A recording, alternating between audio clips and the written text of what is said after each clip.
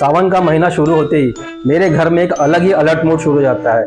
Chicken मत खा, mutton मत खा, अंडा मत छू, और अगर गलती से खा लिया तो मेरी मम्मी का एक ही डायलॉग, श्रावण में चिकन खाता है नालायक। Oh, no! और ऊपर से बीवी का खौफ एकदम ही अलग। मेरे किचन में नॉनवेज बिल्कुल नहीं बनेगा। तभी तो मन में आता है, अरे भाई श्रावण में नॉनवेज खा लिया तो क्या हो गया, ये सब अंधविश्वास ही तो है। लेकिन अब मम्मी को कौन समझाए।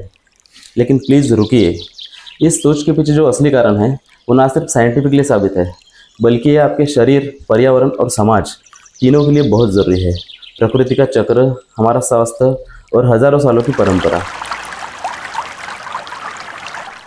अब अगर इसे वैज्ञानिक नज़रिए से देखें तो ये वही समय होता है जब मुर्गी, मछली और समुद्री जीवों का प्रजनन काल होता है, यानी वो एक नया जन्म देने की प्रक्रिया में होते हैं। साथ ही श्रावण के नम और कम रोशनी वाले वातावरण में मुर्गियों के शरीर में हार्मोनल बदलाव आते हैं, और जो घास पर कीड़े लगते हैं वही घास बकरी और भेड़ जैसे जानवर खा लेते हैं, जिससे उन्हें बीमार पड़ने का खतरा और भी बढ़ जाता है। मछलियों के लिए भी यह सबसे नाजुक प्रजनन समय होता है, इसलिए भारत सरकार हर साल जुलाई से अगस्त तक मछली पकड़ने पर रोक लगाती है, क्योंकि उन्हें मारना यानी उनकी अगली पीढ़ी को रोक देना होता है और फूड चेन को बिगाड़ देना होता है। स्पेशली अगर बात की जाए मुर्गियों और अन्य जानवरों की, तो मानसून के समय में ह्यूमिडिटी ज़्यादा और सूरज की रोशनी कम होती है। इस वजह से मुर्गियों के शरीर में बदलाव के साथ साथ कई बार उनका इम्यून सिस्टम भी कमजोर होता है, यानी इस समय उनका मांस खाने का मतलब है हमारे लिए बीमारियों को खुद बुलावा देना। अब आते हैं हमारे शरीर पर। बारिश के मौसम में हमारा पाचन तंत्र धीमा हो जाता है। ऐसे में अगर हम हाई प्रोटीन और हाई फैट्स वाला मांस खाते हैं तो नॉनवेज जैसे भारी भोजन को खाने से गैस, एसिडिटी, कब्ज, स्किन प्रॉब्लम, यहाँ तक कि हमारी इम्यूनिटी भी गिर सकती है। क्योंकि नॉनवेज को आयुर्वेद में तामसी भोजन कहा गया है, जिसका मतलब है ऐसा भोजन जो शरीर को सुस्त और मन को भारी बना दे। पूजा पाठ, उपवास और जो ध्यान करने वाले लोग हैं, उनका मानना है तामसी भोजन से मानसिक और शारीरिक असंतुलन होता है। और ये सिर्फ इंसान और जानवर के बीच की बात नहीं, इसका सीधा असर हमारी खाद्य श्रृंखला और इकोसिस्टम पर भी पड़ता है।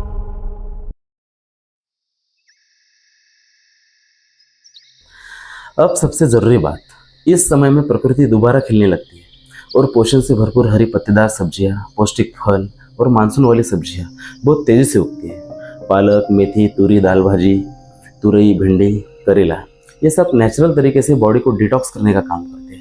यानी प्रकृति खुद एक हेल्दी डाइट प्लान हमारे सामने रखती है, हमें एक इशारा देती है, खुद आगे बढ़कर हमारे स्वास्थ्य का ख्याल रखने लगती है। तो फिर हमें कोई हक नहीं बनता प्रकृति से उल्टा चलने का। अब जब ये सब कारण जान ही लिए हैं तो समझ ही गए होंगे श्रावण को एक फर्टिलिटी मंथ क्यों कहा जाता है। और हाँ, भारतीय संस्कृति के अनुसार श्रावण एक आध्यात्मिक महीना भी होता है। इस समय घर में कई शुभ कार्य किए जाते हैं, क्योंकि शरीर और मन दोनों का शुद्ध रहना बहुत जरूरी माना जाता है।